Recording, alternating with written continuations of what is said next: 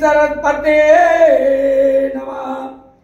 जय जयाजी कमळानना दुष्ट दानवासुर मर्दना भक्त काम चकोर चंद्रानना यादवेंद्रा आदिपुरुषा हे पयोग दिवासाय दुकुळ टिळका पुढे बोलवी कथानका जेने श्रुतिया चित्त दोन्निका आनंदावधी उचंबळे मागिले अध्यायी सौराष्ट्रग्रामी गोरक्षाने मिननाथा मारवणी पुन्हा उठविले परीक्षा देवनी श्री गुरुच्या भावने मच्छिंद्र धरुणी अज्ञानपणा मिननाथा सवे केले रुदन परी गोरक्षाचे जाणीवपण परीक्षेते आणिले असो या परेथुनी गुणाद मार्गी करीत चालिले गमन तो तेलंग देशी गोधा संगमन समुद्र तीरा पातले। सद्गुरुनाथ महाराज की जय। सगळ्या श्रोत्यांच्या चरणारविंदी नतमस्तक होऊन कथेला प्रारंभ।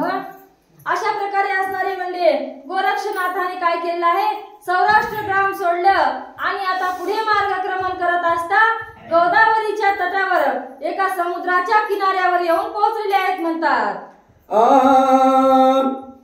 गोदा संगमी करुणी स्नान आत्मलिंग शिवाते भावे पूजून तेथुनी गोदेचे तट धरून पश्चिम दिशे चालिले। अशा प्रकारे असणारे तिथे थांबले म्हणतात। गोदा तीरावर थांबून तिथे आंघोळी स्नान वगैरे उरकलं, आपल्या वाळूच्या पिंडाची महादेवाची पिंड करून त्यांची पूजा अर्चा केली आणि तिथून म्हणतात आता पश्चिमेकडे आपला मार्ग त्या दोघांनी धरलेला आहे। तो बालालिंगातील लिंग समर्थ औंड्या आणि परळी वैजनाथ ते करुनिया सवे गोदा तीर्थ घेऊन या चालिले ते। अशा प्रकारे असणारे जात असताना म्हणजे पुढे औंढ्या नागनाथावर येऊन पोहोचले आणि तिथून दुसरं एक ज्योतिर्लिंग असणारं परळी वैजनाथ या ठिकाणी गोदा तटीचं पाणी घेऊन गोरक्षनाथ आणि मच्छिंद्रनाथ निघाले म्हणतात। मार्गी चालिता गोदा सव्या तो वाल्मिक तान विपिनमय गर्भगिरी पर्वत प्राय येऊन या तेथे पोचले। अशा प्रकारे असणारे आता काय झालेलं आहे म्हणतात, वाटेने जात असताना वाल्मिक ऋषीच्या ज्या आश्रमाजवळ जे अरण्य होते म्हणतात घनदाट अरण्य, आता त्यांना त्या घनदाट अरण्यातून रस्ता लागलेला आहे म्हणतात आणि त्या घनदाट अरण्यातून त्यांचा मार्ग आता सुरू झालेला आहे। तेरा कर्कश चाट गगन चुंबित तरुव फाट तया माझी तृण पाट न मिळे वाट चालावया।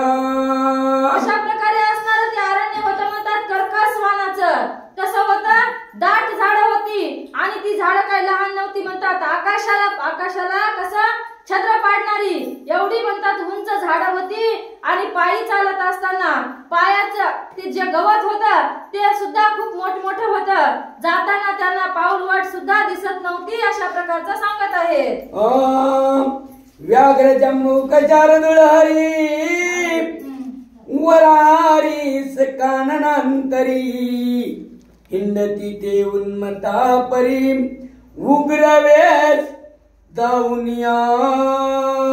अशा प्रकारे असणाऱ्या म्हणजे त्या अशा घनदाट असणाऱ्या भयानक अरण्यामध्ये श्वापद हिंस्र श्वापद होते म्हणतात, वाघ सिंह अशा प्रकारचे माणसाला दिसल्याबरोबर काय करणारे त्यांच्या असणारे आजचे घनदाट जंगलामध्ये त्या व्याघ्रसिंह सुद्धा होते.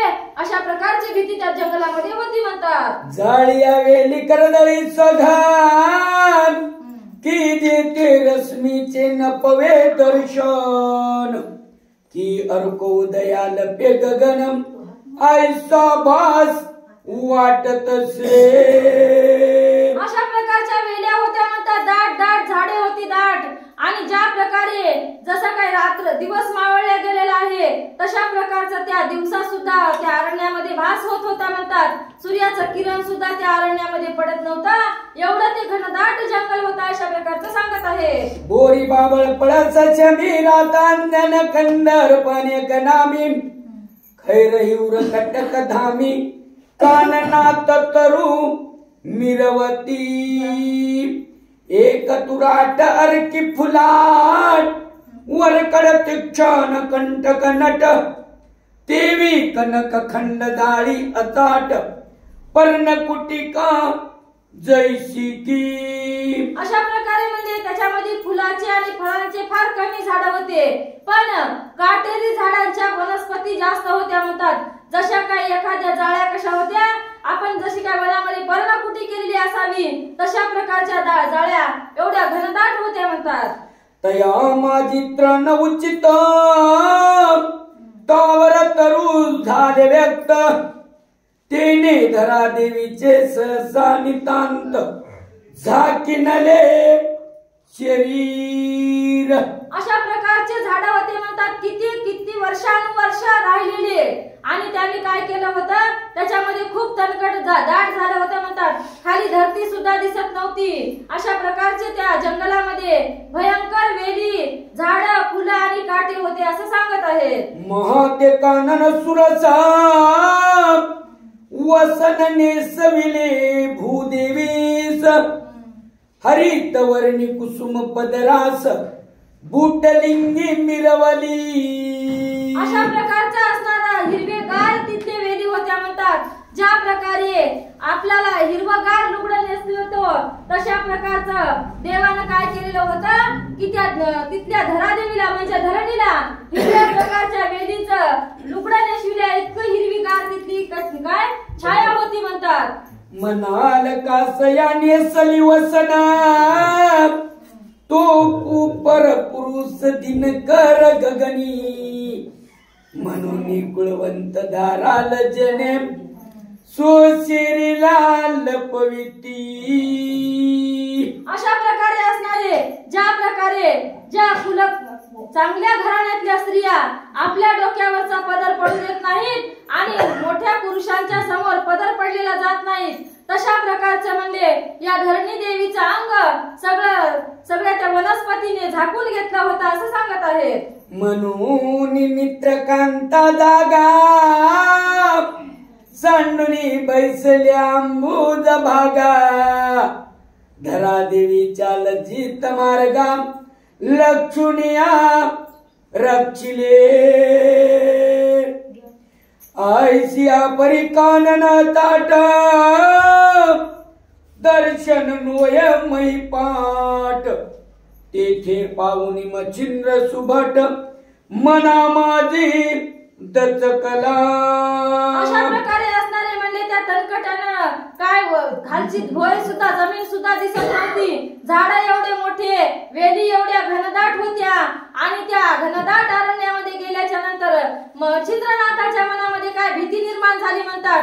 कारण या भीतीला काहीतरी कारण होतं अशा प्रकारचं सांगत आहेत. दचकला परिकवनार्थ कनक वीट जे होती भस्म जोळीत तस्कर कोणी हरितील तिथे म्हणून चित्ती विस्मित. अशा प्रकारे असणारे मच्छिंद्रनाथाला कशाची भीती वाटत होती तर स्त्री राज्यातून निघत असताना मैनाकिनीने एक सोन्याची वीट त्याच्या भस्माच्या झोळीमध्ये टाकली होती आणि अशा या घनदाट अरण्यामध्ये चोर तरी येणार नाहीत, माझी सोन्याची वीट तर घेणार नाहीत माझ्यापासून, अशा प्रकारची भीती मच्छिंद्रनाथाच्या मनामध्ये आता वाटत होती म्हणतात. ऐसा नव्हे आणि करता गोरक्षाचा लोभी स्वार्थ पाहावया परीक्षत मच्छिंद्रनाथ उदेला.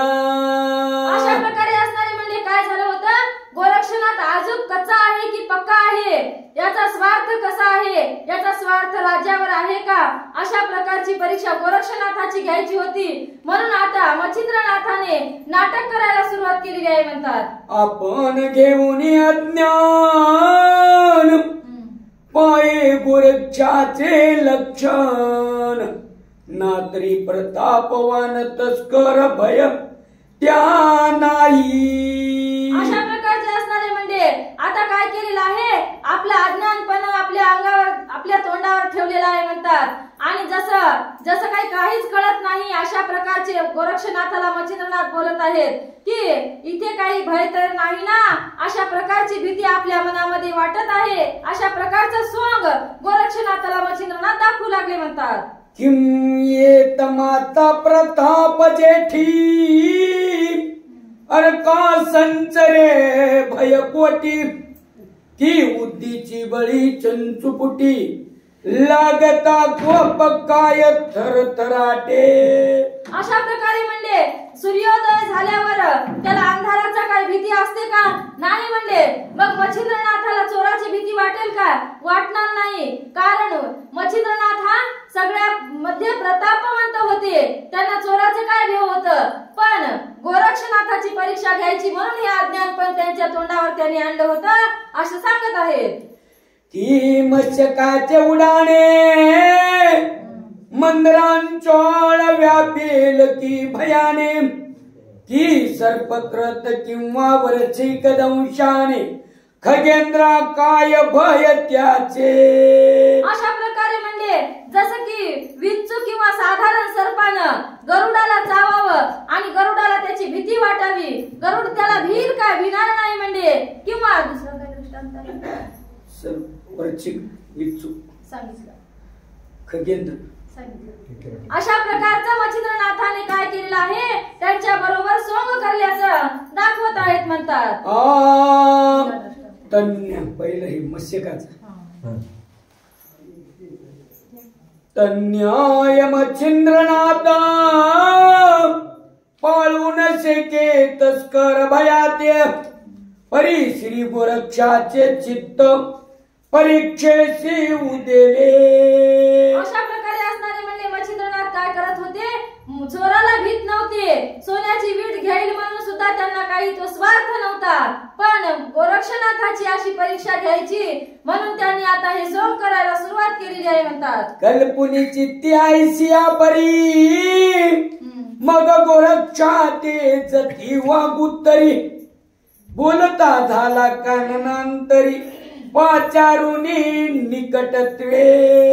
अशा प्रकारे असणारे गोरक्षनाथाला त्यांनी आपल्या जवळ बोलावलं आणि जवळ बोलून काय म्हणत आहेत, हे गोरक्षनाथा आता तुम्हाला काय एक मला प्रश्न विचारायचा आहे, माझ्या मनात कोणती तरी भीती आहे आणि त्या भीतीचं निवारण तुम्हाला करायचं ते आपण आता पुढच्या ओळीमध्ये पाहू म्हणतात. म्हणे वत्साय कबा कैसे उद्धट दिसे विपिन कर्कश, तरी काही भय अरण्यास नांदते की तस्करी. अशा प्रकारे असणारे गोरक्षनाथाला मच्छिंद्रनाथ म्हणत होते, हे बघ गोरक्षनाथा, हे वन कसं आहे म्हणजे कर्कश आहे, घनदाट आहे आणि मला की नाही या अरण्यामध्ये चोरांची भीती वाटते. म्हणजे अशा प्रकारचे गोरक्षनाथाला मच्छिंद्रनाथ बोलू लागले.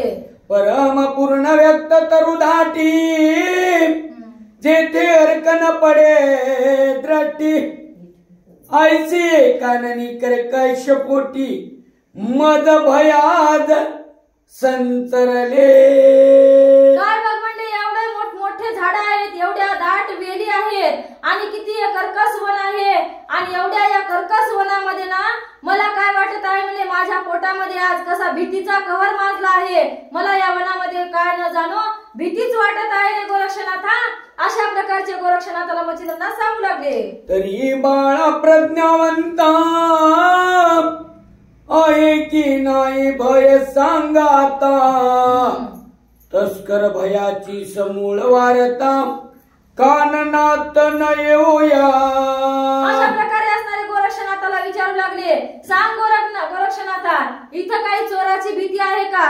काय गोरक्षनाथाला हे माहित होतं का इथं चोर येतात नाही येतात? हे त्याच्यासोबतच जाणारे होते ना. परंतु यांची परीक्षा खरं सांग म्हणजे इथं गोरक्षनाथा इथं चोर येतात का? तर गोरक्षनाथ काय बोलतील पुढच्या ओळीमध्ये पाहू म्हणले. ऐसे बोलता मच्छिंद्रनाथ गोरक्ष विचार करी मनात मने तस्कर भय गुरु ते काय म्हणून उदेले. अशा प्रकारे मच्छिंद्रनाथाने प्रश्न विचारल्याच्या नंतर गोरक्षनाथाच्या मनामध्ये काय झाली कल्पना आली म्हणतात. असा प्रश्न आजपर्यंत मच्छिंद्रनाथाने आपल्याला कधीच विचारलेला नाही. आणि आज हा प्रश्न ही कल्पना अशी कशी यांच्या मनामध्ये आलेली आहे. अशा प्रकारचे प्रश्न गोरक्षनाथाच्या मनामध्ये निर्माण होऊ लागले. तया शब्द उदयाचा अर्थ श्री गुरु जवळ शेलवित्त म्हणून हा शब्द उदयवंत झाला शेल निश्चय. जाणो न जाणो म्हणले काहीतरी याच्या मागे काय आहे कारण आहे. म्हणूनच एवढा आपल्या गुरुला काय झाली आहे ही कल्पना हा संशय चोराचा मनामध्ये आलेला आहे. काहीतरी कारण मोठं असलं पाहिजे नाहीतरी आजपर्यंत गुरुने आपल्याला असा प्रश्न कधीच विचारलेला नाही असं गोरक्षाच्या मनाला वाटू लागलं. तरी तो म्हणे ताता कैसे समजावे फुलावरून रुखा द्यावी नावे ऐशी शब्दावरून मानस समजावे ओळखावे सुज्ञानी.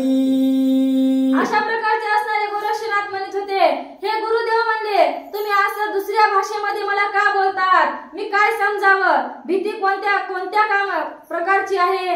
का चोराची भीती तुम्हाला कशाबद्दल आहे? त्या फुलाचा वासावरूनच फुल कसं ओळखलं पाहिजे? तुमच्या अशा या बोलण्यावरून मी तुमचा अर्थ काय समजावा? अशा प्रकारचे गोरक्षनाथ मच्छिंद्रनाथाला बोलू लागले. तस्मात गुरुपाशी वित्त आहे काय ऐसे विचारित तरी या शब्दाची असे भ्रांत निरसुनी दूर करावी. अशा प्रकारे असणारे गोरक्षनाथ म्हणू लागले की काहीतरी गुरुदेवाजवळ आपल्या गुरुजवळ सोनं नाणं म्हणा पैसा अडका म्हणा धन काहीतरी आहे. म्हणूनच या अरण्यामध्ये यांना चोराची भीती झालेली आहे. तसं जर काही असेल तर तुम्ही मला सांगा आणि तुमच्या संकटाचं निवारण काहीतरी करू. पण तुम्ही मनामध्ये काही संशय न ठेवता तो ते सगळं काही माझ्याजवळ सांगा. अशा प्रकारचे गोरक्षनाथ मच्छिंद्रनाथाला सांगू लागले. ऐसे येऊदुनी गोरक्षनाथ मौन धरोणी मार्गी चालत परी काननी अधिक उत्तरात भयानक दिसे पदोपदी. अशा प्रकारे असा विचार मनामध्ये केला आणि पुन्हा मार्गक्रमाला सुरुवात केली. पुढे पुढे जात असताना तर त्याच्यापेक्षाही घनदाट आणि कर्कश अरण्याला सुरुवात झालेली आहे म्हणतात. जव जव कानन भयानक दिसे तव तव गोरक्षा मच्छिंद्र पुसे मने बारण्य बहु कर्कशे पदोपदी दिसतसे. जसं पुढे जायला गेलं तसं अरण्य कसं वाटू लागलं? घनदाट वाटू लागलं, भीतीदायक वाटू लागलं. आणि मच्छिंद्रनाथ मनामध्ये कसे सोंगाने दचकत होते म्हणतात. आणि गोरक्षनाथाला पावलं पावली विचारायचे हे गोरक्षनाथा आता काही आपल्याला भय तर नाही ना? आपल्याला काही इथं भय तर नाही ना? असे वारंवार त्यांना विचारू लागले म्हणतात. तरी तस्कर भय येथे आहे की नाही सांग माते परी गोरक्ष उत्तराते काहीच तयाते न देई. अशा प्रकारे असणारे मच्छिंद्रनाथाने सारखा सपाटा चालू ठेवला म्हणजे अरे सांग रे गोरक्षा इथे काही चोराची भीती आहे का? सांग मला आणि काय कर माझ्या भीतीचं निरसन कर. अशा प्रकारचे किती जरी वेळा बोलले तरी गोरक्षनाथ काहीच उत्तर न देता गपचूप आपला मार्गक्रमत होते म्हणतात. जैसा विश्वामित्र समर्थ मखरक्षणाच्या श्रीरामारथ कविता तेने दशरथा ते परी उत्तर न देई काहीच. ज्या प्रकारे म्हणजे रामायणातील दृष्टांत दिलेला आहे विश्वामित्र ज्या वेळेस आपल्या यज्ञाच्या रक्षणार्थ श्रीरामाला आणि लक्ष्मणाला मागायला दशरथ राजाला गेले होते होते आणि त्याला मागितल्याच्या नंतर दशरथ राजाने त्यांना काहीच उत्तर न देता जसं आपण मौन धरलं होतं त्या प्रकारचे गोरक्षनाथ काहीच उत्तर न देता गपचूप चालत होते म्हणतात. त्याची नाय गोरक्ष मौन धरोणी गमत ती गमत शेत सुपंथवनी. तो पुढे चालता देखिले पाणी संचळपणी स्थिरावले. अशा प्रकारे असणारे बोलत बोलत मच्छिंद्रनाथ सारखे बडबड करायचे आणि गोरक्षनाथ फक्त ऐकत चालायचे. असं चालत असताना काही मार्गक्रमला आणि मार्गक्रमण झाल्याच्या नंतर काय झालं म्हणतात, एका जागी एक थंडगार असणारा पाण्याचा झरा बघितला आणि त्या जागी हे दोघे तिघे जण उभे राहिले म्हणतात. उदक पाहता संचळवंत गोरक्षावदे मच्छिंद्रनाथ. मने बा गोरक्षा संचरत येते उदकाय नेटके. अशा प्रकारे असणारे मच्छिंद्रनाथ गोरक्षनाथाला म्हणू लागले, हे गोरक्षनाथा इथं पाणी खूप चांगलं दिसत आहे, म्हणजे आता आपण इथं काय करूया, थोडा वेळ विश्रांती घेऊया. अशा प्रकारचे मच्छिंद्रनाथ गोरक्षनाथाला बोलू लागले.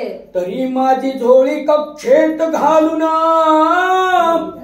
पुढे काहीसे करी गमन. तो मी येतो लगबगे करून दिशा फिरून पाडसा.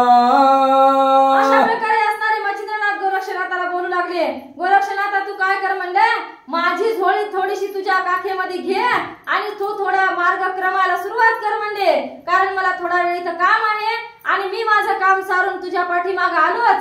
अशा प्रकारचे मच्छिंद्रनाथ त्यांची परीक्षा घेण्याकरता त्यांच्याकडे आता आपली झोळी दिलेली आहे आणि गोरक्षनाथाला पुढे वाट चालायला सांगितली म्हणतात. ऐश्य म्हणता मच्छिंद्रनाथ अवश्य गोरक्ष म्हणे त्यास. मग स्कंदी वाहून मीननाथास कक्षी झोळी घातली. अशा प्रकारे गुरुंना आज्ञा दिल्याच्या नंतर मच्छिंद्रनाथाची झोळी गोरक्षनाथाने आपल्या खांद्यावर घेतली, मीननाथाला सुद्धा आपल्या खांद्यावर घेतला आणि आपला आपला मार्गक्रमाला सुरुवात केली म्हणतात. परी घालिता कक्ष झोळी वदन वस्त लागे हस्त कमळी. मग मनात मने प्रताप बळी भय यातची नांदत से. अशा प्रकारे ती झोळी आपल्या काखेत अडकल्याच्या नंतर ती झोळी या भस्माच्या त्याच्या भस्माच्या झोळीपेक्षा ही झोळी जड लागत होती म्हणतात. आणि गोरक्षनाथाने विचार केला, झोळीमध्ये काय आहे म्हणजे इथंच भय आहे आणि याच भयामुळे गोरक्ष आपल्या मच्छिंद्रनाथाला गुरुला काय आहे, या वनामध्ये भीती वाटत आहे असा विचार गोरक्षनाथाच्या मनामध्ये आला म्हणतात. ऐश म्हणून सुचित्तात कंदी वाहुनी मीननाथ मच्छिंद्रा सोडून थिल्लरात पुढे जात सत्शिष्ये. अशा प्रकारे असणारे मच्छिंद्रनाथाची झोळी आपल्या जवळ घेतली आणि ती जड झोळी लागल्याच्या नंतर काय म्हणत आहे, मच्छिंद्रनाथाला आता इथं भीती वाटते. आपापलं काय करावं म्हणजे मीननाथाला खांद्यावर घ्यावं आणि आपापला मार्ग क्रमावा. मागून मच्छिंद्रनाथ येतील तोपर्यंत आपण काय करावं, आपलं कार्य उरकून घ्यावं या हिशेबाच्या बेताने गोरक्षनाथ पुढे चालू लागले म्हणतात. पुढे जाता शेत पावली कक्षेतून भिक्षा झोळी काढली.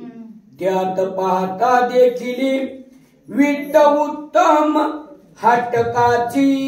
अशा प्रकारे असणारे म्हणजे गोरक्षनाथ मच्छिंद्रनाथाला न दिसते झाले, समोर गेले, समोर एक झाड बघितलं आणि झाडाच्या खाली मीननाथाला टेकवलं, आपल्या काखीतली झोळी काढून घेतली खाली आणि ती झोळी चाचपून बघतात तर त्याच्यामध्ये एक सोन्याची वीट गोरक्षनाथाला दिसली म्हणतात. पाहता चिद्र टिकन कविता मने की फुका भ्याला मच्छिंद्रनाथ सुभट. मग दाट लक्षुनी तृण पाठ झुगारिली वीट त्या माझी. अशा प्रकारे असणारी ती वीट दिसल्याच्या नंतर गोरक्षनाथाच्या लक्षात आलं, अरे अरे म्हणले या विटेसाठी आपले गुरु काय झाले होते, भीती त्यांच्या मनामध्ये येत होती. म्हणले आता काय करायचं, म्हणले हे त्यांच्या भीतीमुळे इतके भिवू लागले ना कणकविटेमुळे, तर ही विटच आता आपण काय करू म्हणजे फेकून दिली, फेकून देऊ, मग गुरुचा भय राहणार नाही. त्याने दाट झाडी बघितली आणि त्या दाट झाडीमध्ये सोन्याची भिरकावून फेकून दिली म्हणतात. त्या कनक विटे समाकृती पाषाण पाहुणी गोरक्ष दती झोळीत घालून कक्षे प्रती पुन्हा नेसवी झोळीते. अशा प्रकारे असणारी ती वीट फेकून दिली. त्या विटेच्या आकाराचा एक दगड घेतला आणि तो भस्म झोळीमध्ये टाकून दिला आणि पुन्हा ती भस्म झोळी आपल्या काखेमध्ये घेतली आणि गोरक्षनाथ पुन्हा चालायला लागले म्हणतात. कक्ष झोळी घालूनच कन्नी पुन्हा मिननाथ घेऊन लग बगोनी मार्ग गमन करीत असे नाथ तो. अशा प्रकारे असणारे लगबग लगबग आपले काम उरकिले म्हणतात. लवकर लवकर झोळी घेतली, मिननाथाला एका खांद्यावर घेतलं आणि निघत होता. तो मागून सुद्धा काय झाले म्हणजे आता मच्छिंद्रनाथ सुद्धा मागून येत होते म्हणतात. सुपंत लज्जिता तातडीने एक कोस गेला त्वरे करुण तो मच्छिंद्रनाथ दिशा फिरून जात मागुता तातडी. अशा प्रकारे असणारे म्हणजे आपलं काम उरकलं पटकर आणि पटकर गेले, कारण गुरुला संशय येऊ नये अशा प्रकारे त्याने ते कार्य साधलं आणि एक कोस असणारे त्यांच्या समोर गेले. मग मच्छिंद्रनाथाने यायला सुरुवात केली म्हणतात. पुढे जातसे गोरक्षनाथ मागुनी मच्छिंद्र लग बघा येत परी तो ना टोपे गोरक्षनाथ मार्ग क्रमिता मच्छिंद्रा. अशा प्रकारे असणारे तो पुढे चालायचा, यानं मागून यायचा, पुन्हा तो पुढे चालायचा. अशा प्रकारे असं करत करत गोरक्षनाथ एक कोस पुढीच आणि मच्छिंद्रनाथ एक कोस मागच राहू लागले म्हणतात. परी इतक्याने ते भावे मार्ग मिळताना टोपावे तरी लघु शिंके लागी दावे संगत संगमी मिळाल्या. अशा प्रकारे असणारे म्हणजे काय करावं हे आपल्याला काय आता गोरक्षनाथ सापडत नाहीत. अशा प्रकारे असणारे मच्छिंद्रनाथ चालत होते, पण गोरक्षनाथाने सुद्धा आपले कार्यक्रम करायला सुरुवात केली आणि अशा प्रमाणे म्हणजे आता आपल्याला काय होणार, आपल्या गुरुची भेट होईल. आपण थोडा वेळ झाडाखाली थांबावं असा विचार करून गोरक्षनाथ थांबले म्हणतात. या परीशोच्या सर्वांशी धावे लागत आहे सर्वानुभवे संगत संगमी होऊन या ठावे विसावयासी महाराजा. ऐश्या पर्याय गमना देवी मच्छिंद्रा आले गडून परमता तडी करिता गमन परितोन मिळे गोरक्ष. अशा प्रकारे असणारे इतका वेळ थांबून सुद्धा गोरक्षनाथ मच्छिंद्रनाथाला भेटला नाही म्हणतात. पुन्हा गोरक्षनाथ समोर आणि मच्छिंद्रनाथ मागेच होते असं सांगत आहे. ऐशबरी गोरक्षनंदन पुढे चालला सुपंत पंताने मार्ग काढीला दीड योजन जाणून खून अंतरीची. अशा प्रकारे असणारे म्हणजे मच्छिंद्रनाथ मागेच राहिला आणि 1.5 किलोमीटर पुन्हा काय झालेलं आहे, गोरक्षनाथ पुढेच गेला. कारण गोरक्षनाथाला वाटत होतं मच्छिंद्रनाथ आपण जर मागे राहिलं तर मच्छिंद्रनाथाला काहीतरी शंका येईल आणि मच्छिंद्रनाथ सुद्धा त्यांची परीक्षा घेण्याकरिताच एवढे मागे मागे राहत होते म्हणतात. तो तट देखीला करू गोरक्ष पाये द्रटी परू मनात मने वावे तिरू येऊ द्यावे नाथासी. अशा प्रकारे असणारे गोरक्षनाथ काही त्यांना सापडत नव्हते म्हणतात. मग गोरक्षनाथाच्याच मनाला आलं की आपण काय करावं, इथे थोडा वेळ विश्रांती घ्यावी, तोपर्यंत आपले गुरु सुद्धा पाठीमागून येतील आणि मग सोबत सोबत चालावं. म्हणून त्यांनी एक दाट मोठा वृक्ष बघितला आणि त्या वृक्षाखाली दोघे जण मिननाथ आणि गोरक्षनाथ थांबले म्हणतात. ऐशे येऊनी सोचितात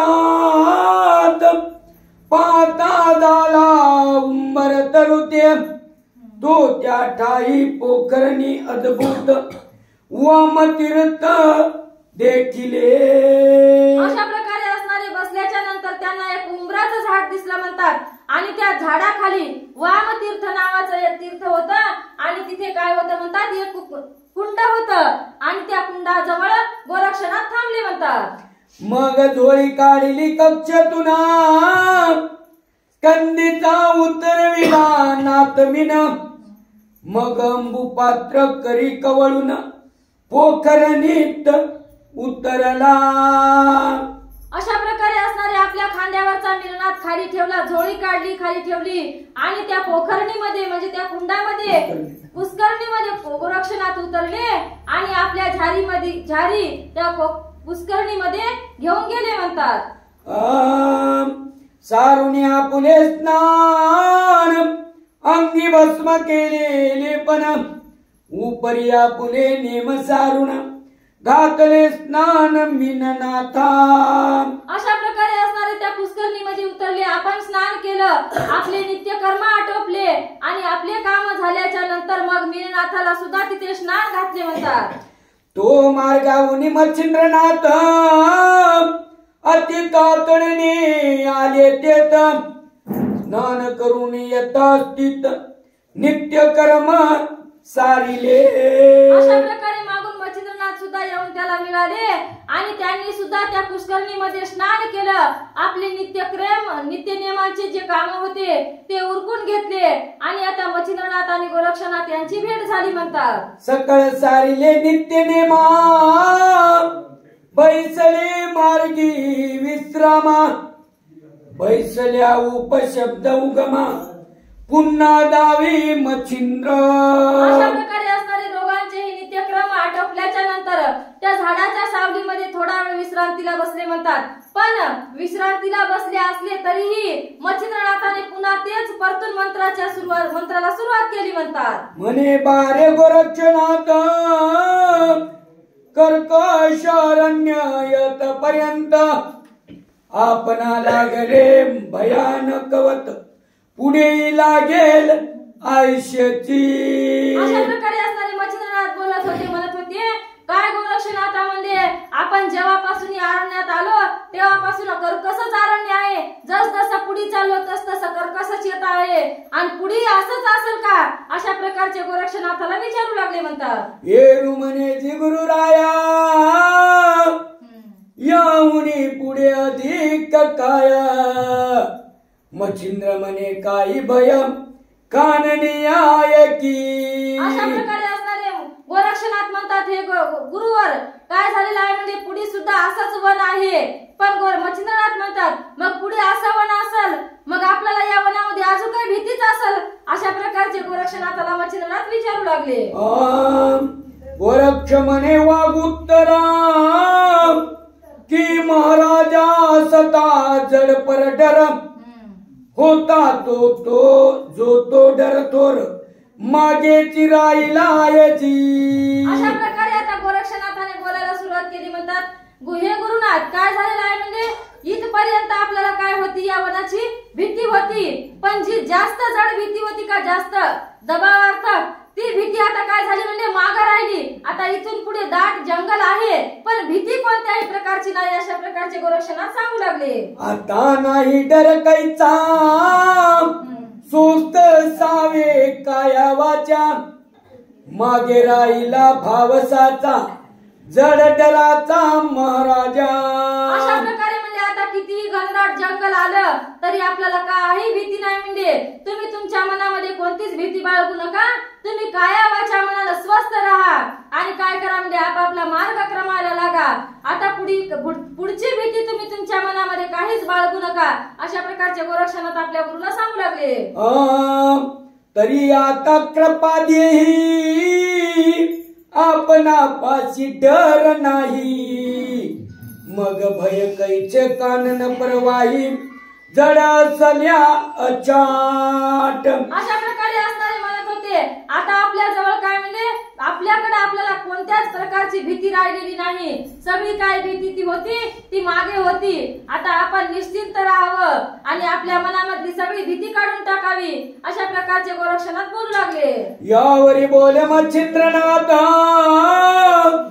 आपणा जवळ जड आहे बहुत हट कविट भस्म धोळीत त्रिराजातून आणली. आता मग मच्छिंद्रनाथाने सांगायला सुरुवात केली. टाकल्याच्या नंतर अंतर्दृष्टीने आधी बघितलं आणि मग आता काय म्हणतात, आपल्या जवळ काय आहे म्हणजे एक जड वस्तू आहे. मी स्त्री राज्यातून येता येता काय झालं होतं की एक सोन्याची वीट माझ्या भस्मझोळीमध्ये टाकून आणली होती आणि त्या जड वस्तूचा आपल्याला भीती आहे. म्हणून मी तुला विचारतो आहे की आपल्याला भीती आहे का?